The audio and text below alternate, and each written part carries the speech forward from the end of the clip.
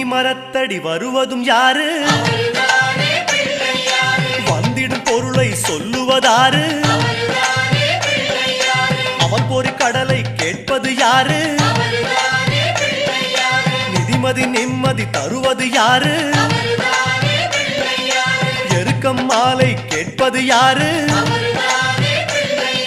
பிணக்கம் நீக்கும் சாமியும் யாரு?